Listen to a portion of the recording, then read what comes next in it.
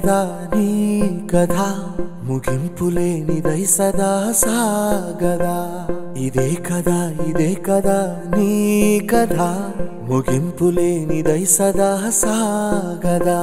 నీ కంటి రెప్పలంచున మనస్సు నిండి పొంగిన ఓ నీటి బిందువే కదా నువ్వెతుకుతున్న సంపద ఒక్కొక్క జ్ఞాపకానికి 100 ఏళ్ల ఆయువుందిగా ఇంకెన్ని ముందు వేచెనో అవన్నీ వెతుకుతూ పదా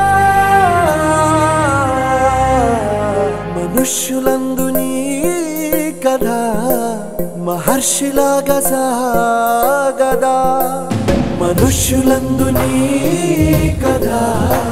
మహర్షిలాగా సాగదా